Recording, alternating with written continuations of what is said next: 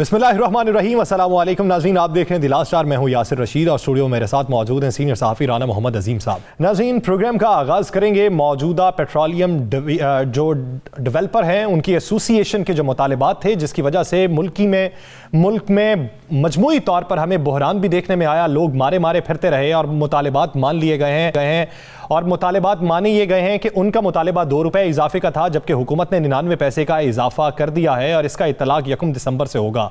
लेकिन बात यहां पर यह है कि क्या मुतालबात की मंजूरी ऐसी सूरत हाल के बाद ही हो सकती थी या इससे पहले भी मंजूरी हो सकती थी और इस नहज तक ना पहुंचा जाता? तो राना साहब से इसी से बात का आगाज करते हैं, फिर दीगर मंजरनामे में। राना साहब, इस मुल्क के अंदर हमने ये देखा है कि एहतजाज के सिवा मुतालबात नहीं माने जाते, वो एहतजाज बरहक भी हो या वो एहतजाज ब्लैकमेलिंग के जरिए भी हो। आप क्या राय रखते हैं? बिस्मिल्लाहिर्रहमानिर्रहीम, अस्सलातु वस्सलामु अलैका या सय्यदी या रसूलल्लाह, अस्सलातु वस्सलामु अलैका या सय्यदी या हबीबल्लाह। यासर, बिल्कुल आपने दुरुस्त कहा। मुझे एक बात बताएं, क्या ये एहतजाज, क्या ये मुतालबात किसी आम क्लर्क के थे, किसी मजदूर के थे, किसके थे? ये मुतालबा वो लोग कर रहे हैं, वो एसोसिएशन कर रही है जिसने पहले भी इस मुल्क के अंदर जब पेट्रोल सस्ता हुआ तो ब्लैक मेलिंग की, पेट्रोल पंप पे किल्लत पैदा, मसनूई किल्लत पैदा की, अरबों रुपए कमाए। ये वो लोग हैं जिनके हवाले से कई रिपोर्ट्स आ चुकी हैं। ये वो खरबपति लोग हैं जो मजीद खरबपति होने के लिए ब्लैक मेल करना चाहते हैं। लेकिन हमारी भी आज बड़ी लंबी कतारें लगी रही, लेकिन कतारें भी किस तरह लगी रही, हमें ज़मीनी हकायक को भी देखना चाहिए।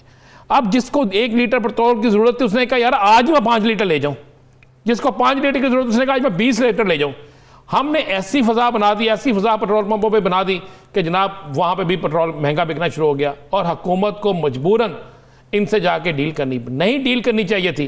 पहले तो इनको पूछना चाहिए था ना यासर कि ये क्या तरीक़ेकार है। बज़ोर ताकत आते हैं, जब भी चाहेंगे, अब 5 दिन बाद फिर ये बंद कर देंगे, 10 पड़ोस बाद कोई और आएगा वो बंद कर देगा। भाई ये मुतालबात होते किसी आम मजदूर के, तो हम समझते उसे मान लेना चाहिए था। इन लोगों ने तो सुबह इंदिया दिया था कि जो पेट्रोल पंप बंद है उनके खिलाफ कानूनी कार्रवाई होगी। अब किसके खिलाफ होगी? बिल्कुल होनी चाहिए थी, जो आज बंद है उनके खिलाफ कानूनी कार्रवाई होनी चाहिए थी। क्यों नहीं हुई? अगर नहीं हुई तो यह हुकूमत की कमजोरी है, और अगर कानूनी कार्रवाई करते हैं तो मैं समझता हूं कि ये रियासत की जो है वो रिट कायम होगी। ये सोचना चाहिए, यह हुकूमत को फैसला करना चाहिए। अगर यही मुतालबात मान लेने थे तो फिर कल नहीं मान लेते। काफ़ी रोज़ से ये मामला चल रहे थे, काफ़ी दिन से ये बता था कि हड़ताल की कॉल है, काफ़ी रोज़ से ये चल रही थी कि 25 तारीख को हड़ताल की जाएगी। तो ये मामला पहले मान लेते। क्यों आजमाइश में पड़ते हैं? क्यों पूरी कौम को जो आजमाइश में डालते हैं? तो मैं तो अगर आप हकीकी बात पूछें, मैं तो समझता हूँ कि हुकूमत को स्टैंड लेना चाहिए था। जो पेट्रोल पंप बंद हैं उनको कैंसिल करते, उनको सील करते, उनके खिलाफ मुकदमा दर्ज करते, उनके खिलाफ उनकी गिरफ्तारियां अमल में लाते, ताकि उसके बाद पता चलता कि अवाम के साथ ये सब गुनोना खेल खेलने वाले जो हैं क्या किसी रहम का काबिल हैं या नहीं है। इस पे अगले पार्ट में जाके हम सियासी रहनुमाओं से भी वजूहात तलब करेंगे और उनके नजरियात भी जानेंगे। आगे बढ़ते हैं और बात कर लेते हैं वीडियो लीक्स और ऑडियो लीक्स के हवाले से। कैप्टन रिटायर्ड सफदर का जो नया दावा है, इस दावे को लेकर सियासत में किस हद तक भूचाल आने वाला है और ये जो नई रिवायत जन्म ले रही है, ये रिवायत कितनी खतरनाक है? नहीं यासर, मैं आपको बता दूं, कल हमने कैप्टन सफदर साहब की वो गुफ्तगू सुनाई। अगर आज भी आप गुफ्तगू सुना सकें तो ये ज़रा गुफ्तगू पहले सुन ले, फिर मैं ताकि आपको बता दूं कि इनके मतलब क्या होने जा रहा है। चले मुलाहिजा कीजिए गुफ्तगू। इसके बाद एक सिनेमास्कोप फिल्म आएगी। सबसे सिनेमास्कोप पुराने लोगों को पता है, उसका मतलब है कि फुल स्क्रीन पे मजा आए देखने वाले को। वो अभी वो फिल्म आने वाली है, तो हमको पता हो गया जी, हर चीज़ का पता हो गया है। बड़े बड़े लोगों की फिल्में भी आएंगी। कोई स्विमिंग पूल में गिरा हुआ है, कोई स्विमिंग पूल से बाहर है, कोई वॉशरूम में गिरा हुआ है, कोई किधर गुमा हुआ है। जी राना साहब। यासर, मेरे पास इतला ये है, मैंने कल इस पर बड़ी तफसीली बात हमने की थी, लेकिन आज आपको नई बात दे देते हैं, बड़ी खबर दे देते हैं। मेरे पास इतला ये है कि कैप्टन सफदर समेत दीगर लोग जिन्होंने पिछले चंद दिनों में बड़े बड़े दावे किए हैं, जिनको खासकर कैप्टन सफदर ने जो दावा किया, और दावा नहीं किया बल्कि ये चैलेंज दिया ना उन्होंने, हमारे पास वीडियोस मौजूद हैं। मरियम नवाज साहिबा भी पहले कर चुकी हैं, लेकिन इन्होंने तो खुल के वो जो कह दिया, कोई स्विमिंग पूल में है, कोई वॉशरूम में है, इन्होंने तो मंजरकशी कर दी। जिस तरह ये उस फिल्म के प्रोड्यूसर, राइटर, कैमरामैन सब कुछ ही है। आप बिल्कुल लगता है करैक्टर भी यही है, ये सारा कुछ यही है। मैं जो जिस तरह उन्होंने हंसते हुए वो सारा कुछ पेश किया है, मेरे पास इतला यह है कि इस पर बाकायदा कानूनी कार्रवाई होने जा रही है, बड़ी सख्त कानूनी कार्रवाई होने जा रही है। और इस सिलसिले में कुछ माहिरीन जो हैं, कानून के माहिरीन जो हैं, उनसे राय भी ले ली गई है। ये बाकायदा आज ये काम शुरू हो गया है, और काम ये इसलिए शुरू हो गया है कि वो जानना चाहते हैं कि जनाब इसमें हकीकत क्या है। ये जो इल्ज़ामात लग रहे हैं, कौन जितने बड़े दावे कर दिए। मरियम ने दावा किया 1 साल पहले, बल्कि उससे भी थोड़ा कुछ अर्सा पहले, उसके बाद फिर दावा किया, कैप्टन सफदा ने दावा किया, इससे पहले मियाँ जवेद लतीफ़ भी कुछ कह चुके हैं, बाकी लोग भी कह चुके हैं। देख रहे हैं कि इसका मतलब है कि बहुत सी चीज़ें बहुत से लोग मैनेज कर रहे हैं, या जाली बना रहे हैं, या मुबैना जो भी इख्तियार कर रहे हैं।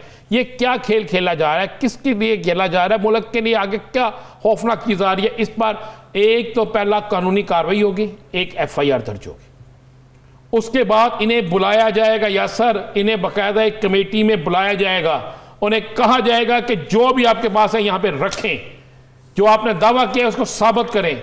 और बड़ा सच शिकंजा कसा जा रहा है। और मैं आपको एक बात बताऊँ, शिकारी शिकार में अपने जाल में खुद फंस गया। ये मैं आपको बिल्कुल दुरुस्त कह रहा हूँ, चंद दिन बाद आपको तमाम TV में ये चीज़ें नज़र आना शुरू हो जाएंगी। अब शिकारी खुद शिकार बन गया है, खुद अपने जाल में फंस गया है। और आने वाले ये जो फिल्में दिखाने वाले थे, इनके हवाले से बहुत अहम इकदाम होने जा रहा है। और ये सारी जालसाजी मुबैना जो चीज़ें हैं, ये भी सामने आ रही है। और मैंने पहले भी कहा था, कुछ करैक्टर सामने आ रहे हैं, और जब वो करैक्टर सामने आएंगे तो बड़ा खौफनाक, जब किरदार सामने आएंगे तो खौफनाक शिकंजा भी कसा जाएगा और सूरत हाल मजीद गंभीर भी हो सकती है। नाज़रीन, इसी इशू पे, आलिम इशू पे एक शॉर्ट ब्रेक के बाद बात करेंगे। सियासी रहनुमा हमें ज्वाइन करेंगे, कहीं नहीं जाएगा, स्टे विद अस।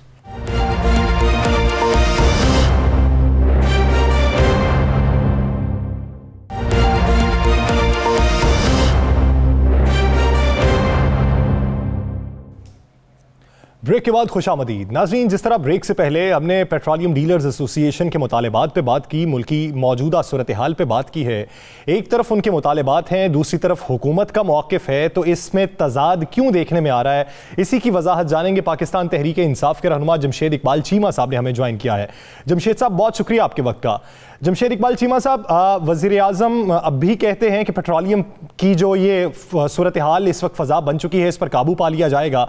वज़ीर तवानाई हम्माद अज़हर कहते हैं कि कुछ ग्रुप्स ऐसे हैं जो 9 रुपए का इजाफा चाहते हैं, जबकि हमारी चेयरमैन पेट्रोलियम डीलर्स एसोसिएशन से बात हुई, उनका ये मानना है कि हमने 2 रुपए इजाफे की बात की है, 2 रुपए का इजाफा भी हुकूमत नहीं करना चाहती, जिसमें से 30 पैसे उन्होंने वापस टैक्स की सूरत में ले लेने हैं। तो एक तरफ उनके मुतालिबात हैं, दूसरी तरफ हुकूमत का मौक़िफ़ है, हम माने तो किसकी माने? बिस्मिल्लाहिर्रहमानिर्रहीम। देखिए, बेसिक आप कह लें कि पाकिस्तान की तारीख में हमारी हुकूमत 3 साल पिछले और पीपल्स पार्टी की हुकूमत और नून लीग की हुकूमत, ये जो मिनिमम टैक्स लेती रही हैं, लेवी प्लस GST, ये तकरीबन 32% से लेकर 62% तक, बल्कि 34% से लेकर 62% तक लिया गया है। ये जो पिछले सालों में, पिछले दिनों में, पिछले 4-5 महीने पेट्रोल महंगा हुआ है, तो उसका जो रिलीफ के लिए गवर्नमेंट ऑफ पाकिस्तान ने इस वक्त जो हमारी हुकूमत है, पिछले 3 महीने की बात कर रहा हूँ, मैक्सिमम जो टैक्स लिया गया 17%, कुछ देर 21% रहा, कोई 17% रहा। ये तारीख का शायद पिछले कोई आप कह लें 2008 के बाद मिनिमम है, या अगर 2002 के बाद देखेंगे तो ये मिनिमम है। इसमें GST ऑलमोस्ट 0 पे रहा, कुछ दिन 1 रुपये 15 पैसे था, फिर वो भी 0 हो गया। फिर IMF के साथ जब आपका लेकर प्रेशर आया तो थोड़ा बहुत बढ़ा है। तो बेसिक ये था कि अवाम को रिलीफ फराहम किया जाए, और अल्हम्दुलिल्लाह हमने किया कि हम इस खित्ते में जो 21 ममालिक जो तेल एक्सपोर्ट करते हैं, उनके अलावा जो मुल्क भी तेल इम्पोर्ट करते हैं उन सबसे सस्ते हैं। लेकिन यहाँ पे डीलर एसोसिएशन कहती है कि हमारा जो 3.5 रुपये के लीटर पेट्रोल का खर्चा अपना प्रॉफिट है 3.75 रुपये, इसे को 6.5 रुपये कर दिया जाए। अब तकरीबन ये ऑलमोस्ट 90% इसमें रेज है। 90% रेज उस वक्त दी जाए कि जब गवर्नमेंट अपने टैक्सेस सारे कुर्बान कर दे ताकि आवाम को रिलीफ मिले, तो उस वक्त डीलर एसोसिएशन का मुनाफा या पेट्रोल पंप का मुनाफा दुगना करना उसको तुक नहीं बनता कोई। सो मैं समझता हूँ कि फिर इस बात पे हड़ताल नहीं बनती। कहा कि आवाम को रिलीफ मिले, आवाम को रिलीफ दिया जाए। मुझे बता दें कि अब तक कोई एक चीज ऐसी बता दें पेट्रोल समेत जिसमें आवाम को रिलीफ मिले। देखिए इसमें कोई चीज़ आइसोलेशन नहीं होती और कोई चीज़ राणा साहब एब्सोल्यूट नहीं होती, ना एब्सोल्यूट होती है ना आइसोलेशन में होती है। आपने दुनिया के साथ चलना होता है। दुनिया के मुकाबले में अगर देखें तो आप इस खित्ते में अगर आटा देखें तो सारी दुनिया से सस्ता हम दे रहे हैं। मेरा मतलब है कि आपका बांग्लादेश से, बंगाल से, क्या नाम है, इंडिया से, अफगानिस्तान से, श्रीलंका से, भूटान से, नेपाल से, मैं उन मुल्कों की बात करूं जो हमसे गरीब हैं। फिर हम अगर बात करें तेल की, तेल मैंने बताया आपको कि ये मरहले हमसे 21 ममालिक जो ऑयल एक्सपोर्टिंग कंट्रीज के अलावा सबसे सस्ता हम दे रहे हैं। अब अगर आपका गौर करें तो पिछले दिनों ये आफ्टर कोरोना, जो कोरोना पोस्ट कोरोना जो इफेक्ट्स हैं, इसमें आपकी चीमा साहब माजरत से आप बिल्कुल दुरुस्त कह रहे हैं, ये तकरीबन ये बात 5 गुना महंगी हुई। ये जो आप जिन ममालिक का जिक्र कर रहे हैं, आप हमें ये भी बताना पसंद करेंगे उन ममालिक में आम आदमी जो है उसकी मजदूरी कितनी है, उन ममालिक के अंदर रुपए की कदर कितनी है, उन ममालिक के अंदर जो है हमसे बेहतर कितनी सहूलियत है। राणा साहब, ये तीनों सवाल आपके बड़े पर्टिनेंट और बड़े इंपॉर्टेंट हैं और इनका जवाब ये है कि हम दुनिया के तकरीबन 2 तरह के जीडीपी होता है, नॉमिनल होता है और पीपीपी होता है।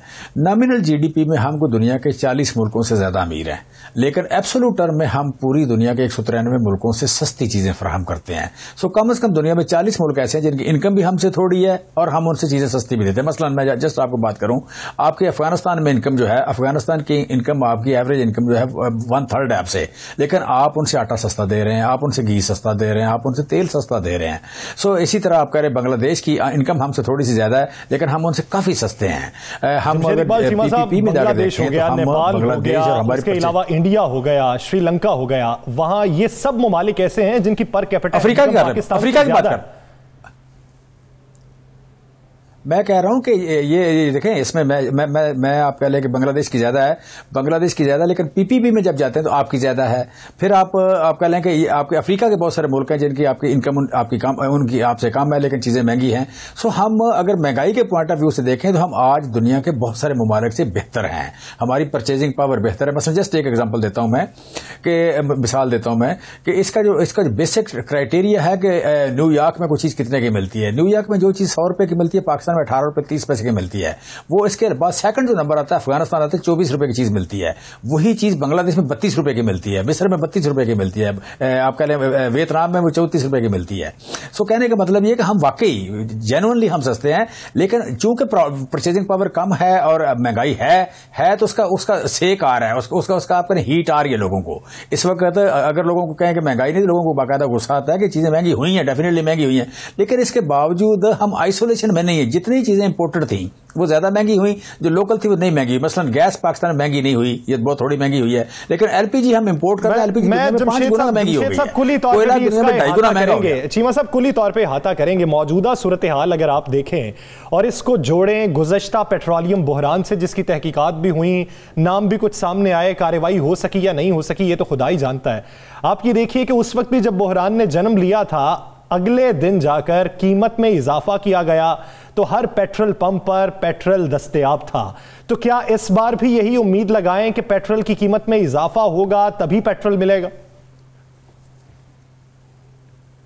देखिए, पिछली बार जो था वो एक आप कह लें कि एक प्ले किया गया, उस प्ले किया गया तो हमें उस बात को एडमिनिस्ट्रेटिवली मैनेज करते हुए टाइम लगा, या हमारे कुछ लोग इसमें इन्वॉल्व थे जिनको सजा मिली, उस बात की सजा भी मिली, और नदीम बाबर साहब जो है अल्टीमेटली सेक्रीफाइस हुए इस बात में। लेकिन यहाँ पे इस वक्त जो है, इस वक्त जो राणा साहब, चूंकि आप बड़ा पॉजिटिव प्रोग्राम करते हैं और बड़ा अच्छा प्रोग्राम करते हैं, इसलिए मैं आपसे रिक्वेस्ट करूंगा कि देखें ये जो पिछले दिनों 2 वाकयात हुए हैं, एक ये आजकल पेट्रोल का हुआ है और पिछले दिनों एक हुआ शुगर मिलों का। शुगर मिलों का मेरे सामने, चूंकि मैं उसी मिनिस्ट्री में हूँ, या उसी मिनिस्ट्री में था मैं, तो वहां पे आप कह लें कि शुगर मिलें जो हैं, हमारे पास इस वक्त 6 मिलियन टन की चीनी की डिमांड है, 9 मिलियन टन खेतों में खड़ी है।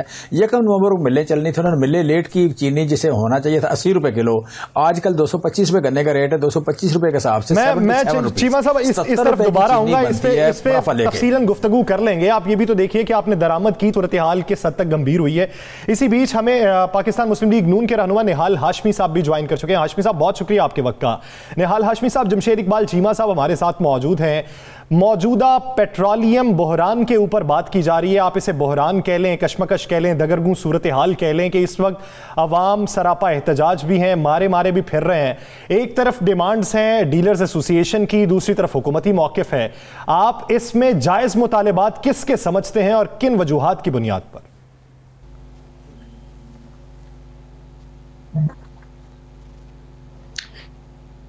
बिस्मिल्लाहिर्रहमानिर्रहीम। ये एक मसनूई बहरान है। इससे पहले भी जब पूरी दुनिया में पेट्रोल बहुत सस्ता हो गया था तो उस वक्त नदीम साहब हुआ करते थे, गालिबन इनके पेट्रोलियम के स्पेशल असिस्टेंट या एडवाइज़र। उस ज़माने में भी कोई टीका कौम को लगा दिया गया था। उस वक्त भी कोई हफ्तों पेट्रोल दस्तयाब भी था जब पूरी दुनिया में बहुत ही सस्ता, तारीख का सस्ता तरीन मौके पे आ गया। तो उस ज़माने में हाई ऑक्टेन बेचने की कोशिश की गई। तो जब दुनिया में पेट्रोल महीनों सस्ता रहा तो पाकिस्तानियों को उस वक्त भी महंगी पेट्रोल यानी कि हाई ऑक्टेन खरीदना पड़ा। ये होती है या तो नाकिस मनसूबाबंदी, नाकिस पॉलिसी, नाकिस हुकूमत की गवर्नेंस, या फिर खुली इक़्तिदार है, करप्शन। या तो ये करप्शन है या नाकिस इनकी कारकर्दगी है। तो ये भी एक बहरान है जिसमें हो सकता है इसमें भी कोई गेम होगा पीछे। और ये मैं नहीं कह रहा हूँ, ये तो इनके हुकूमत के जो सरकारी इदारे हैं उनके अदाद-उश-शुमार के मुताबिक के अरबों रुपए, और ये उनको फिर बाद में नदीम साहब रिजाइन करके चले गए। तो ये जो हुकूमत है मौजूदा, ये जो आज और कल जो गुज़श्ता कल गुजर गया, जो आज लोग ऐसा लग रहा है जैसे भीख ले रहे हैं, इतनी महंगी पेट्रोल खरीद रहे हैं। पूरी दुनिया में अभी पेट्रोल फिर से सस्ती होनी शुरू हो गई, इस महीने के कम सतह पे आ गया। उसके बावजूद नहीं मालूम किस बात का इंतकाम ले रहे हैं पाकिस्तान के अवाम से मौजूदा हुक्मरां के वो लोगों को किसी भी सूरत चैन नहीं देना चाहते हैं।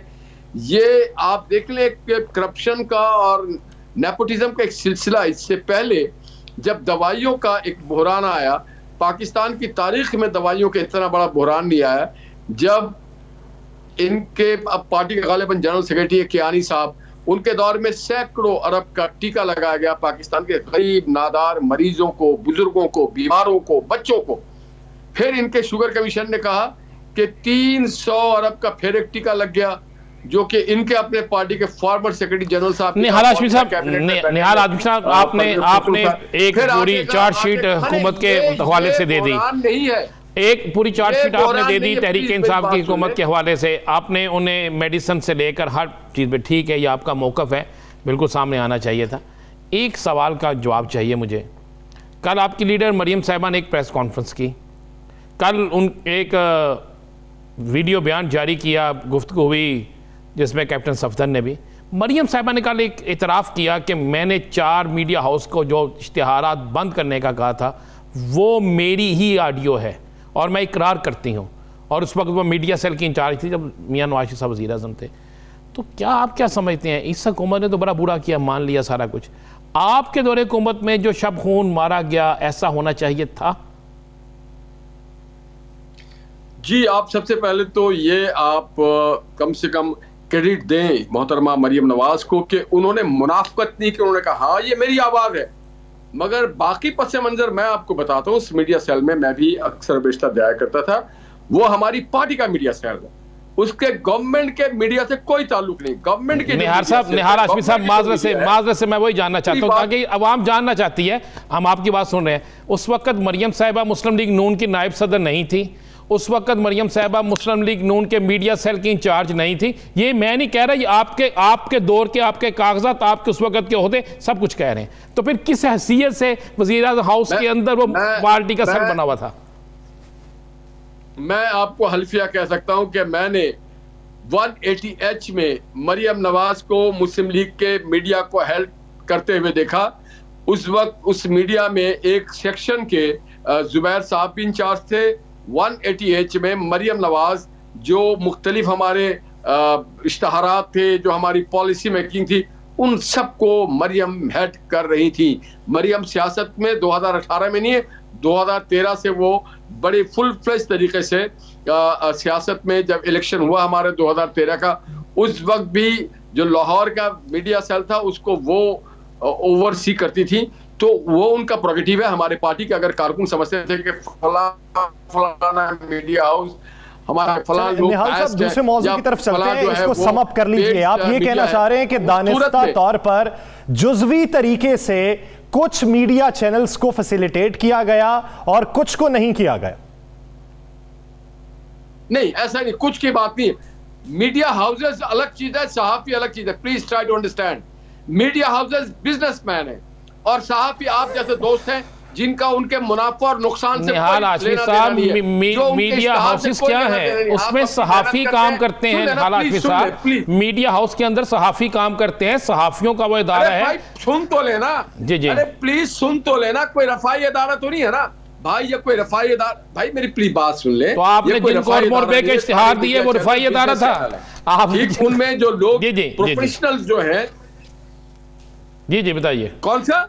मैं क्या, फिर जिनको इश्तिहारात दिए रुफाई अदालत है, जो उसमें प्रोफेशनल और टेक्नोक्रेट्स काम करते हैं, जो कैमरामैन काम कब उसी दौरे हुकूमत में जब कुछ चैनल्स को अरबों रुपए के इश्तिहार दिए गए, कुछ को इश्तिहार ना देने का फैसला किया गया, उसकी तरफ तवज्जो दिला रहे हैं।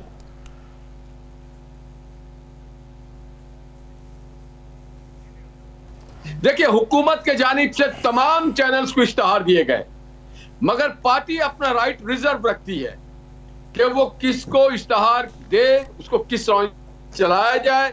और चैनल्स जो हैं वो कोई रफाई इदारे नहीं है, वो बिजनेस हाउस हैं। और आप लोगों का हक बनता है कि आप अपना जो आप खिदमात अंजाम दे रहे हैं, प्रोफेशनलिज्म जो दिखा रहे हैं, उसके बदले आपको वो मालकान दे। ये आपको तो हमने डायरेक्ट दिया भी नहीं इश्तिहार, वो बिजनेस हाउस के बारे में है। तो business house is something different and सहाफत इज समथिंग डिफरेंट। चलें, आपके पास इसी चीज पे निहाल हाशमी साहब दोबारा आपके पास आते हैं, इसी चीज पे आपके पास दोबारा आएंगे ताकि हमें इंफॉर्मेशन मिल सके। आप क्या कहते हैं कि आप जो कह रहे हैं वैसे ही है कि नहीं? चीमा साहब, आज एक कमेटी बन गई इन इश्तिहारात के हवाले से कि किसको कितना किस जगह नवाजा गया सरकारी पैसों से। क्या ये कमेटी बन गई, कमेटी पड़ गई है, इस कमेटी में कोई रिजल्ट निकलेगा? देखिए, एक तो रिजल्ट निकलेगा, दूसरी जो बात निहाल हाशमी साहब बड़ा सादा सा बना के, राणा सनाउल्लाह से थोड़ी देर पहले मेरा प्रोग्राम हुआ एक दो और लोगों से, तो बड़ा सादा सा बना देते हैं कि जैसे जैसे बड़ी मासूम सी है। देखिए, नवाज शरीफ साहब ने इस मुल्क में छांगा मांगा से शुरू किया और रिश्वत का बाजार या रिश्वत देना खरीदना, जजों को लगाना, सहाफियों को आप कह लें रिश्वत देना, ये काम है। मरियम बीबी उसको ले गई हैं वीडियोज तक, लोगों के ड्राइंग रूम तक, लोगों के बेडरूम तक ले गई हैं उसे, लोगों के वाशरूम तक ले गई हैं उसे। सो मैं समझता हूँ कि ये खानदान में पहले सियासत में डिटेरियोरेशन लेके आए मियां नवाज शरीफ साहब, और आगे जो खान की जिंदगी है या एक मुआशरती जिंदगी है उसमें फर्दर डिटेरियोरेशन लेके आ गई है मरियम बीबी। सो एक सियासत को तो गंदा कर दिया इन लोगों ने। सियासत तो आप कह लें कि कोई इज्जत की जगह नहीं रह गई, और सिर्फ सियासत नहीं बल्कि जुडिशरी भी नहीं रह गई, फौज भी नहीं रह गई कि हर बंदे को दावत दे। आप क्या, मैं वैसे कहूँ, ये जो कैप्टन सफ्दर है, कैप्टन सफ्दर बंदा जैसा बंदा छोड़ा हुआ जाके वो नक्शा कशी कर रहा होता है कि इस तरह का फैनमा होगा, इस तरह की वीडियो चलेगी, इस तरह के लोगों को लिबास पहने हुए होंगे। भाई आप किस तरह की बातें कर रहे हो कि आपकी औरत एक लीडर है, वो लीड कर रही है इन वीडियोस के कारोबार को। मतलब ये तो बात करते हुए शर्म आती है। मैं समझता हूं कि ये जिस तरह आप सुनाया जा चुका है, इस पे एक्शन हम थोड़ी ले सकते हैं, हुकूमत वक्त ने लेना है। अगर हुकूमत वक्त ये समझती है कि वो अल्फाज पार्लिमानी नहीं है, ये सियासत को परागंदा करने के तरीका कार हैं, तो उस पर एक्शन हुकूमत वक्त ने लेना है, हमने थोड़ी लेना है। जी, हुकूमत वक्त ने लेना है, लेकिन हुकूमत वक्त ने सुजेस्ट करना है, जाके फाइनल करना है अदालत ने। अदालत में जो मामलात हैं, आज जो औरत बाहर बैठ के लोगों को सिखा रही है इंसाफ, उसको 7 साल सजा है। उसके बाप को जो जमहूरियत का दर्स देते हैं, भाषण देते हैं लोगों को, आप पहले आसमा जहांगीर के प्रोग्राम में तकरीर करते हैं, उसको 10 साल सजा है। इस वक्त अपनी बनाई हुई अदालतों को फेस करने को तैयार नहीं। निहाल हाशमी साहब की तरफ जाऊंगा। निहाल हाशमी साहब, एक मैं हम तस्दीक चाहते हैं ताकि इस मुल्क में जिन लोगों ने फैसला करना है वो ऑलरेडी आप कह लें कि या आप कह लें साकिब निसार साहब की बात कर लें, तो साकिब निसार साहब को सेक्रेटरी किसने बनाया, सेक्रेटरी लॉ किसने बनाया, उनको जज किसने बनाया, चीफ जस्टिस किसने बनाया। सो मैं समझता हूं इनके लगाए हुए पौधों से कोई बहुत अच्छी उम्मीद आप नहीं कर सकते कि बड़ा अच्छा फल देंगे इस मुल्क को। निहाल हाशमी साहब, मुल्क की चूंकि आपने कहा कि आप हल्फन कहते हैं कि आप मीडिया सेल में जाते रहे हैं और मीडिया सेल को देखते रहे हैं, और ये पार्टी के इश्तिहारात थे, और वाकई जो पार्टी के इश्तिहार होते हैं वो पार्टी की जिम्मेदारी होती है कि वो जिसको चाहे दे, जिसको चाहे ना दे। लेकिन ज़रा सिर्फ एक थोड़ी सी एक हमें बता दें, जानना चाहते हैं, पूरी कौम जानना चाहती है, उस वक्त में जिस वक्त का आप जिक्र कर रहे हैं, उस वक्त के अंदर 1 करोड़ रुपए की भी मुस्लिम लीग नून के इश्तिहारात जारी नहीं हुए, 1 करोड़ रुपए के भी। ये आपके इलेक्शन कमीशन में आपने लिख के दिया हुआ, हमने नहीं कहा, ये आपका है। तो वो तो 12 अरब रुपए के इश्तिहारात जारी हुए हैं, तो वो फिर कहां से जारी हो गए? वो भी मैं आपको बता देता हूं जनाब। एक तो मैं आपको वजाहत करूं, मैं हंस विलन की तरह नहीं रहता। आजकल तो विलन जमशेद साहब की पार्टी और ये लोग खुद हैं। बात ये मैं इसलिए हंस रहा था जमशेद भाई कि आप एक सियासी कारकुन हैं, और मैं आपको ये बताना चाहता हूं कि जिस हल्के के प्रपोजर और सेकेंडर अगर आपको ना मिलता हो तो उस हल्के से आपको इलेक्शन लड़ने की कोई जरूरत ही नहीं थी। जहां आपको दस्तयाब ना हो, ये कानून लिखा हुआ है, हमारी पार्टी का नहीं, और कोई अदालत जी मशवरे का बहुत शुक्रिया जी, तब्दील नहीं कर सकती, कोई अदालत नहीं कर सकती, बाय मिस्टेक हो बाय कुछ हो। मैं ये भी कहता हूँ कि औरत को वीडियो नहीं देनी चाहिए, औरत को वीडियो नहीं देनी चाहिए, आपको शर्म आनी चाहिए कि वीडियो का कारोबार न करे, औरत दूसरे मर्दों की वीडियो का कारोबार ना करे, औरत मर्दों की वीडियो ना चलाया करे, धमकियां ना दे करे, करते रहेंगे। और चीमा साहब मौके फाले मैं कहता हूँ औरत अच्छा नहीं है कि मर्द वीडियो दे, धमकियां दे, अगर मैंने जबान तरीका नहीं है तो आप भूल जाएंगे। मेरा ख्याल है दोनों हमारे बड़े मौजूद मेहमान हैं, अपनी अपनी बारी पे जवाब दें। ऑडियो नहीं आई थी कि पीडीपी पे आपने हमला कर दिया है, पीडीपी पे आपने कब्जा कर लिया है, अब हम प्राइम मिनिस्टर हाउस में जा रहे हैं। अगर मैं वीडियो की बातें शुरू करूं और आपको 126 दिन के धरनों के नाच गानों की बात शुरू करूं, कौन सी ऐसी बातें उसने वीडियो दिखाई? अगर साकिब निसार ने कहा है तो कहा है, और अगर उसने नहीं कहा है तो इंक्वायरी करे, केस करे, जाके अहमद नूरानी पे केस करे कि हाँ हमने गलत किया। अगर अरशद मलिक ने कहीं गलती की है तो ठीक की है, अगर उसने उसकी वीडियो बनी है। जहां गुनाह होगा, जुर्म होगा, तो वहां पे वीडियो भी बनेगी, आवाजें भी निकलेंगी। और आप क्या बातें कर रहे हैं? अदलिया आप अदलिया, हम तो कहते हैं दोनों तोहफे आपके हैं, उसके पीछे हम कहते हैं दोनों तोहफे आपके हैं। कारकर्दगी क्या है? क्या कारकर्दगी है आपकी? 0/0। मेरे भाई दोनों तोहफे आपके हैं, की तारीख के बदतरीन विलेन है आप लोग। मेरे भाई दोनों तोहफे आपके हैं, अरशद भी आपका तोहफा, साकिब भी आपका। चीमा साहब जवाब दे लेने दें। हाँ हाशमी साहब मेरे सवाल का जवाब दे दें। जिंदा दरगोर कर दिया, ऐश की जिंदगी। आप तो पेट्रोल नहीं खरीदते, आप तो स्पेशल असिस्टेंट है। पेट्रोल तो हम जैसा आम आदमी खरीदता है। चले हाशमी साहब हम सवाल और जवाब की तरफ आए। हाशमी साहब पाकिस्तान की सबसे बड़ी कायद है, और उसने जो बात किया उसका जवाब दिया आप। मरियम ने वीडियोस नहीं बनाए, जिन्होंने बनाए आप इंक्वायरी करें, और इंक्वायरी करें, कमीशन बनाए और अदालतों में लेके जाए। आप इंक्वायरी कमीशन बनाए। तो उम्मीद करते हैं दोनों जानिब से जो इल्जामात लगाए गए फजा सोगवार होती है, और फजा ये सोगवार ही है कि इस तरह के इल्जामात में किसी तरफ से हमारे पास हीला भी नहीं है कि हम इसमें से निकल सकें।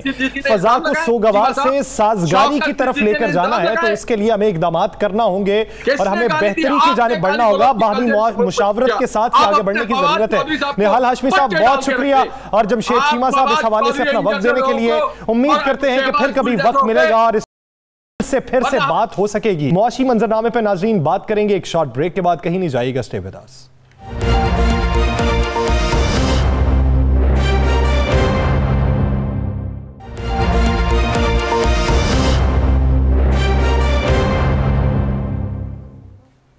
वेलकम बैक नाज़रीन। मुल्क की मौजूदा मुआशी सूरत हाल और पेट्रोलियम की जो मसनूआत हैं उसकी किल्लत के ऊपर या ना मिलने के ऊपर अवाम जो सरापा एहतजाज हैं, इसके पीछे मुआशी मंजरनामा और हमारी मौजूदा मुस्तहकम मिजाजी किस हद तक हमें मुस्बत समत की तरफ गामजन कर रही है या फिर हम गिरावट की तरफ बढ़ते जा रहे हैं। मुआशी इशारिये मुस्तकबिल में किस हद तक मुस्बत हमें दिखाई देते हैं, ये जानेंगे। माहिर मईशत डॉक्टर शाहिद हसन सिद्दीकी साहब ने हमें ज्वाइन किया। डॉक्टर साहब बहुत शुक्रिया आपके वक्त का। अब बिलखुसूस सबसे पहले बात करनी है पेट्रोलियम लेवी के हवाले से और टैक्स के हवाले से। एक तरफ पेट्रोलियम डीलर्स एसोसिएशन का मानना यह है कि हुकूमत हमें सिर्फ और सिर्फ 45 पैसे का इजाफा दे रही है, जो हमें कबूल नहीं है। वो बढ़ भी जाए तो वो 85 पैसे का इजाफा है, हमें 2 रुपए का इजाफा दिया जाए। एक तो ये मुतालिबा। दूसरा, हुकूमत ये कहती है कि हमने गुज़श्ता अदवार के मुकाबले में सबसे कम जीएसटी और लेवी लिया है। इसमें किस हद तक सदाकत है? बहुत शुक्रिया, आपने कई नुकात उठा दिए हैं। तो बुनियादी चीज अगर ये है कि फरवरी 2020 में स्टेट बैंक और हुकूमत ने एक अजीब व गरीब फैसला किया, और वो फैसला ये किया कि कोविड-19 का आ गया था, तो ये फैसला किया गया कि डिस्काउंट रेट में ज़बरदस्त कमी की जाए, और इतनी कमी की जो सारी दुनिया में किसी मुल्क ने नहीं की थी। हालांकि यहाँ अल्हम्दुलिल्लाह नुकसान कम हुआ था। उसका मकसद उनका ये था कि शरह सूद को कम किया जाए, जो बैंकों से कर्जे मिलते हैं, ताकि लोग कर्जे लें कम शरह सूद पर और मईशत तरक्की करे। लेकिन लोगों ने जो है वो लेके ये इम्पोर्ट शुरू कर दी, गाड़ियाँ की इम्पोर्ट शुरू कर दी, और रुपए की कदर जो है वो तेज़ी से गिरनी शुरू हुई, चूँकि तजारती खसारा बढ़ रहा था। लेकिन मसला उस वक्त ये आ गया कि IMF की जो कंडीशन होती है वो ये होती है कि जब अफरात ज़र ज़्यादा होता है तो वो ये कहते हैं आप शरह सूद कम नहीं कर सकते। तो उन्होंने IMF के प्रोग्राम को होल्ड कर दिया बहाने से। अंदाज़ा ये था कि ये 15-20 दिन करेंगे, वो 20 महीने हो गया। 20 महीने जो होल्ड रहा, ये पाकिस्तान की तारीख में ये 23वां प्रोग्राम है। कभी भी इतना लंबा नहीं हुआ, चंद हफ्ते में सारा फैसला हो जाता है। ये पहली दफ़ा हुआ है कि हमने 20 जो महीने तक उसको होल्ड रखा। इस दौरान में तिजारती खसारा आसमान पे पहुंच गया। सिर्फ मई से अब तक रुपए की कदर जो है वो 23 रुपया फी डॉलर गिर गई, और जुलाई से अक्टूबर 2021 तक तिजारती खसारा पाकिस्तान की तारीख में सबसे ज़्यादा, इम्पोर्ट्स पाकिस्तान की तारीख में सबसे ज़्यादा, और जैसे मैंने कहा कि 5-6 महीने में 23 रुपये गिर गए। और जारी हिसाबात का खसारा जिसको हम फाजिल की बात कर रहे थे, वो सिर्फ 12 से 14 अरब डॉलर पे पहुँच रहा है इस साल के आखिर तक, जो एक खौफनाक हद है। जबकि शरह नमू वो जो इन 4 वर्षों में रहेगी ज़्यादा से ज़्यादा 2.6% सालाना, जबकि इनको विरसे में मिली थी 5.5, और महंगाई दुगनी हो गई, यानी 2018 में 4.1 थी। शाहिद साहब, एक बात हर हुकूमती वजीर आके कहता है कि ये सारा कुछ जो है तमाम मामला, महंगाई खासकर, ये पूरी दुनिया के अंदर यही चल रहा है और हम पूरी दुनिया के साथ हैं, तो इसमें क्या हकीकत है? देखिए, मैं कहता हूँ हमारा मुल्क है, तो हम तो अब जो हकीकत है वो बात करेंगे। आप अभी परसों स्टेट बैंक की रिपोर्ट आई है, वो निकाल लीजिए। उसमें भी यही लिखा हुआ है कि भारत में अफरात ज़र जो है महंगाई 4.5% है, मेरे मुल्क में 9.2% है। बांग्लादेश में भी महंगाई हमसे कम है और श्रीलंका में भी कम है। तो जो सारी दुनिया में महंगाई का सैलाब आया था, हम वो खित्ते में आके क्यों रुक गया सिवाय पाकिस्तान के? इसका जवाब हुकूमत को देना चाहिए और समझना चाहिए कि भारत जो है, मैं उसकी मिसाल देना ज़्यादा पसंद नहीं करता, मगर उनका अफरात ज़र 4.5% है, उनका ग्रोथ रेट जो है 9.2% है। हालांकि वह कोरोना से तबाही आई थी।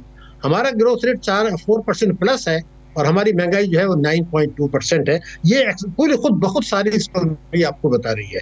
तो ये बातें तो सही इसलिए नहीं है, ये जो मैंने फिगर दिए तो स्टेट बैंक की रिपोर्ट में भी लिखा है, IMF की रिपोर्ट में भी लिखा है। इसका मतलब वाज़ेह है कि जो भी ये खराबियां आई हैं, इसका ताल्लुक हमारी हुकूमत की और स्टेट बैंक की कुछ नाक़िस पॉलिसियां जो अशराफिया को नवाजने के ऊपर मबनी थी, और IMF के प्रोग्राम को जो होल्ड कराया 20 महीने तक, इतनी मईशत तबाह हो गई। डॉक्टर साहब, मैं IMF के प्रोग्राम पे दोबारा आऊंगा। वज़ीर आज़म के आज के मौक़िफ़ को लेकर उन्होंने IMF के पास जाने की वजूहात जो बताई हैं उस पर डिटेल से बात करूंगा, लेकिन क्या आप समझते हैं कि ये जो फिल वक्त पेट्रोलियम डीलर्स एसोसिएशन के मुतालबात थे, ये हुकूमत मान सकती थी पहले ही और इस तरह की सूरत हाल का हमें सामना ना करना पड़ता, या इसका हल कुछ और निकाल लिया जाता? अभी इतलात तो यही है कि मुतालबात मान लिए गए। नहीं, ये दुरुस्त है, खबर ये दुरुस्त है कि मुतालबात मान लिए गए हैं, मामला तय हो गए, तो इसको पहले नहीं रोका जा सकता?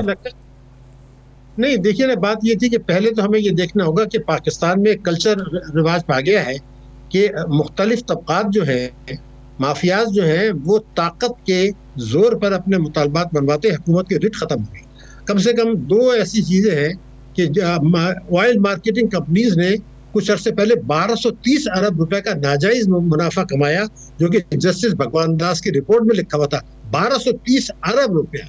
और उसको खत्म कैसे किया गया? एक गवर्नर साबिक के स्टेट बैंक के थे, उनको भेजा गया। उनके अल्फाज में बताता हूँ कि जराइम और गलत कारियां नेक नियति से की गई, उसमें लिख दिया फाइल। नहीं होता जराइम, 1230 अरब रुपये कोई बड़ी छोटी रकम नहीं है। इसी तरह आप अगर चले जाए जून 2020 में, तो ऑयल मार्केटिंग कंपनीज ने हुकूमत को ब्लैकमेल किया, उन्होंने जखीरा कर लिया जो है वो पेट्रोल का, कहा जी हम नहीं बेचेंगे, और हुकूमत को मजबूर किया कि 4 दिन पहले उसको इंक्रीज करे रेट्स को, ऑगरा से बगैर पूछे। तो ये जो कल्चर डेवलप हो गया है। देखिए साहब, आप क्या समझते हैं जो मुआशी सूरत हाल है हमारी, ये कभी बेहतर हो सकेगी? हुकूमत कह रही है कि दुरुस्त सिमत में जा रही है, आपको क्या नजर आता है? हुकूमत दुरुस्त कह रही है या कभी दुरुस्त हो सकेगी? देखिए, मैं आपसे पूरी जिम्मेदारी से बता रहा हूं कि मैं तो आपको ये कह रहा हूं कि मैंने अभी जो परसों स्टेट बैंक की जो रिपोर्ट आई है और मिनिस्ट्री ऑफ फाइनेंस की, जो 2018 में हमारे अशारिये थे जिसको हम दिवालियापन के करीब कह रहे थे, 3 बेहतर हैं और 12 खराब हैं, और बड़ी खराबी आई है। यानी आप हैरान होंगे कि फॉरेन डायरेक्ट इन्वेस्टमेंट जो 18 में आया था उस वक्त, वो 2019 में भी उससे कमाया, 2020 में भी कमाया, 2021 में भी आया। महंगाई का मैंने आपको बता दिया कि दुगनी हो गई। कर्जे, बैरूनी कर्जे पाकिस्तान की तारीख में सबसे ज्यादा कोई 10 अरब डॉलर इनके दौर में बढ़े हैं सालाना, जबकि पिछली हुकूमत के दौर में बढ़े थे 6.9 बिलियन डॉलर्स, जिसका प्राइम मिनिस्टर साहब ने कहा था हम तहकीकात करेंगे। तो उस वक्त तो कुछ बिजली के प्रोजेक्ट्स भी लगे थे। तो कई यानी बेशतर अशारिये 2018 से खराब हैं।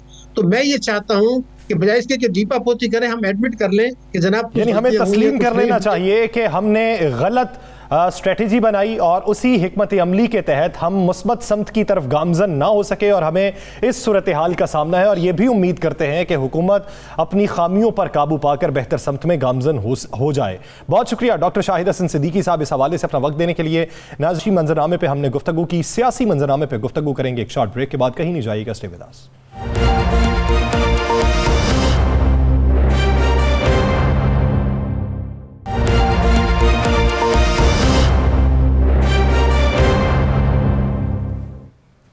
Welcome back. नाज़रीन, इस वक्त जो मुल्की सियासी सूरत हाल है, मुआशी सूरत हाल दगरगूं होने के साथ साथ अपोजिशन को इस पर गुस्सा भी है। अपोजिशन हुकूमत के ख़िलाफ़ तहरीक भी चलाना चाहती है, अपोजिशन मुतहर्रिक भी होना चाहती है, मुत्तहिद भी होना चाहती है, लेकिन कहीं से सूरत हाल उनके मुवाफ़िक नहीं आ रही। उसकी वजूहात क्या हैं, इसी पर बात करने के लिए जमीयत उलमा इस्लाम पाकिस्तान के सीनियर रहनुमा हाफिज़ हुसैन अहमद साहब ने हमें ज्वाइन किया है। हाफिज़ साहब, बहुत शुक्रिया आपके वक्त का। हाफिज़ साहब, पिछले दिनों PDM का सरबराही इजलास हुआ जिसमें यह तय होना था कि लॉन्ग मार्च की तारीख क्या होगी। तारीख का तयन नहीं हो सका। मुल्की मुआशी सूरत हाल इस नहज पर है कि अवाम भी परेशान है। अवाम अब हुकूमत को कोसने के साथ साथ अपोजिशन को भी कोस रहे हैं कि शायद ये मिल बैठ के कोई हिकमत अमली तय कर चुके हैं, मुकमका हो चुका है, आपसी सूरत हाल के तहत ही मुल्क को आगे चलाएंगे। आप अवाम की परेशानी पर क्या राय रखते हैं? बिस्मिल्लाहिर्रहमानिर्रहीम। देखिए, जहाँ तक PDM का ताल्लुक़ है तो शुरू से ही पार्टी के अंदर भी हमारा ये मौक़िफ़ था और पार्टी के इदारों में भी हमने यही अर्ज़ की थी साथियों के साथ कि मुस्लिम लीग नून और पीपल्स पार्टी, दोनों पार्टी अपने मामलात के हवाले से, अपने करप्शंस के जो केसेस हैं उनके हवाले से। राना साहब, जो मेरा सवाल हाफिज़ साहब से है, क्या समझते हैं मुतवक्के तौर पे PDM की हिकमत अमली क्या हो सकती है? PDM है, मुझे पहला तो सवाल ये है, क्या PDM है? नौजमातों का मजमुआ है। मजमुआ है भाई, मैं कब कह रहा हूँ मजमुआ नहीं है, बिल्कुल मजमुआ है। लेकिन PDM जिस मकसद के लिए बनी है, क्या वो मकसद है? क्या PDM उस मकसद पे काम कर रही है? क्या PDM हुकूमत को गिराने के लिए बनी थी ना, हुकूमत से यहाँ से बिल्कुल रुखसत करने के लिए बनी थी। PDM ने आज तक जो अपना पूरा एक चार्ट बनाया हुआ, उसमें से मुझे एक चीज़ बता दें जिस पर उसने अमल किया। इस्तीफे नहीं, धरना नहीं, हुकूमत के खिलाफ तहरीक को भरपूर चलाना नहीं, 1 माह में 1 जलसा, उसके बाद 2 माह रेस्ट, फिर अगले माह जलसा, फिर अगले 2 माह रेस्ट। ये क्या है? PDM मुझे लगता है बदलते मौसम के साथ अपने जलसों का और अपनी चीज़ों का तयन करती है। PDM 9 जमातों का मजमुआ ज़रूर है, लेकिन PDM हुकूमत के खिलाफ एक मौसर तहरीक आज तक नहीं बन सकी है। बन सकी है तो मुझे बता दें, आप ही मुझे बता दें कोई बन सकी है तकरीर? राना साहब, अगर देखिए, आपके दिल में बड़ी हमदर्दी होगी, PDM होनी चाहिए। अवाम बेचारी पिस रही है महंगाई में, लेकिन मुझे बता दें कि अवाम के लिए कोई एक ऐसा बड़ा एहतजाज जिसमें अवाम के लिए हो, PDM ने किया, मुझे बता दें ना, मुझे एक जगह बता दें। बेशतर शहरों में क्या किया? जलसे, रौनक शौनक तो लगाई है। रौनक तो वो तो मदारी भी लगा लेता है। अभी आप एक फनकार को ले जाए, म्यूजिकल प्रोग्राम कराएं, अच्छा खासा लग जाता है। रौनक तो उसने भी लगा दी थी जो बीबी बाद में पकड़ेगी मीनार पाकिस्तान वाली। रौनक क्या हो? आप असल हम उन हकाइक की तरफ हमें जाना चाहिए यासिर साहब, जो हकाइक हैं। बदकिस्मती यह है कि मरियम साहब अपनी प्रेस कॉन्फ्रेंस करती है, उसमें कहती हैं मैं हिला के रख दूंगी, अहम तरीन इंकशाफात करूंगी। PDM का कोई बंदा साथ नहीं बैठा। PDM का मतलब था कि PDM के लोग होते हैं। हाफिज़ साहब से हम ये बात पूछते हैं, हाफिज़ साहब ये एक बता दें, आपके दरीना पुराने साथी हैं मौलाना फजलुर रहमान साहब, वो चाहे जब भी किसी चीज़ को फाइनल करने के लिए कॉल देते हैं, बाद में प्रेस कॉन्फ्रेंस में पता चलता है कि जिसको जो वो चाहते हैं वो हुआ ही नहीं। ये क्या वजह है?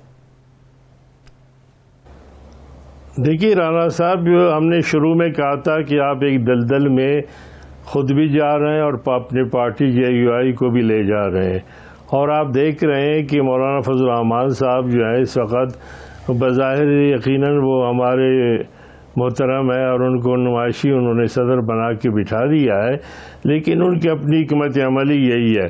अब आप अंदाज़ा लगाएं कि उस दिन उनके तर्जुमान और तमाम ये कह रहे थे कि इस इजलास में फ़ाइनल हमने सब कुछ करना है, और उसके बाद अब इजलास कई घंटा हुआ और बहस व तमीज़ के बाद अगले इजलास का फ़ैसला हुआ 6 दिसंबर को, और अब ये कहा जा रहा है कि पार्टियां जाकर फैसला करेंगी कि हमने क्या करना है। तो मैं समझता हूँ कि ये इससे तो बिल्कुल वाज़ेह हो गया है कि जो हमारा मौक़िफ़ था और जो हमारे ख़दशात थे वो बिल्कुल सही है, और ये एक ऐसा मैच है जो फिक्स किया जा रहा है और उसमें शाहबाज शरीफ आपने मैच की बात की हाफिज साहब, वो पहले सुनते थे कि फाइनल से पहले फाइनल होगा, अब तो ये लगता है कि हर फाइनल के बाद 2-4 फाइनल और पड़े हुए हैं। देखिए फाइनल तो दूर की बात है, अभी तक तो लीग मैचेस में भी आगे नहीं बढ़ा जा रहा। यहाँ पर तो सूरत हाल ये है कि माशाल्लाह इसमें मैं बिल्कुल बरमला कहूँगा कि शाहबाज शरीफ साहब उसमें लगे हुए हैं उस फिक्सिंग के हवाले से, और फिर उसमें बाकायदा तौर पर एम्पायर का भी बड़ा है, यानी पहली बार है कि मैच फिक्सिंग में एम्पायर की शराकत भी नज़र आ रही है।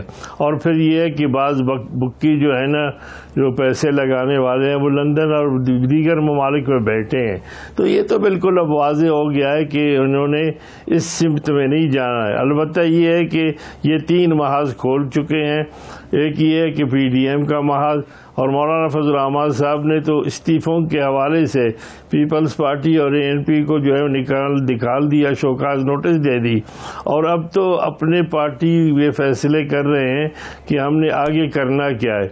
जब पार्टियों ने कोई अब तक लाएअमल तय नहीं किया है इस इजलास के बाद भी, और 6 दिसंबर को भी कुछ करेंगे या नहीं करेंगे, तो मैं समझता हूँ कि फिर पीपल्स पार्टी और ANP को जो है ना सिर्फ इसलिए कि उन्होंने इस्तीफ़े नहीं दिए, इस्तीफे तो दूर की बात है, अब तक तो जो लाएअमल है लॉन्ग मार्च का, अब लॉन्ग मार्च इतना लॉन्ग हो चुका है कि वो मेरे ख्याल में शायद इंतखाबात का ऐलान होगा तो उसके बाद फिर वो कोई मार्च करेंगे। अब साहब, और फिर ये आप क्या समझते हैं, मुत्तहिदा अपोजिशन जो 8 जमातों का एक मजमुआ है या 9 जमातें हैं, इसमें क्या ये अपोजिशन की तर्जमानी करती हैं, और क्या आप समझते हैं कि मौलाना साहब के साथ शहबाज शरीफ साहब ठीक हैं या कोई नया हाथ होने जा रहा है? देखिए 8 जमातें नहीं है, मैं ये कह रहा हूँ कि मुस्लिम लीग एक बड़ी जमात है JUI, उसके बाद जो दीगर जमातों में है, ठीक है, महमूद खान अजहरी साहब की पार्टी है और सरदार साहब की है, यकीनन वो इलाकाई और सूबों की पार्टियां हैं, लेकिन बुनियादी तौर पर जब मुस्लिम लीग नून का बयानिया एक न हो और जब इस वक्त सूरत हाल बिल्कुल वाज़ेह हो, अब तो कोई किसी बच्चे से भी पूछ ले, किसी को ये शक नहीं रहा कि जनाब शहबाज शरीफ साहब जो है ना वो सिर्फ मामलात को तय कराने के लिए हैं और मौलाना फजल रहमान साहब मामलात को उबारने के लिए हैं, और इसी तरह मरियम साहिबा जो है ना उसी हवाले से वीडियो और ऑडियो के महाज को संभाला हुआ है। तो मैं समझता हूँ कि बुनियादी मसला इनके जो केसेस हैं उनका है, और यही बात हमने शुरू में भी बात की थी कि लंदन के हवाले से जो उनको रिलीफ मिली थी वो भी आज़ादी मार्च, जिसको रेंटल मार्च में बदल दिया गया था, वो आगे बढ़े हैं। और इस वक्त यकीनन सबसे ज़्यादा नुकसान जमीयत उलमा इस्लाम और उन जमातों का है जो इस ट्रक की बत्ती के पीछे लगे हैं कि जनाब हम जो वोट है उसकी इज्जत के हवाले से हम आगे बढ़ेंगे, लेकिन बुनियादी मसला तय है कि आप क्या समझते हैं तारीख में इस अपोजिशन को किन अल्फाज में याद रखा जाएगा कि अपोजिशन मुत्तहिद हो के सामने आई? वो बज़ाहिर आप ये लगा लें कि वो बज़ाहिर मुत्तहिद है, अंदरूनी तौर पे नहीं है, और दूसरी तरफ एक हुकूमत ऐसी जो इत्तेहादियों के सर पे खड़ी है उसको भी टफ टाइम ना दे सकी हो।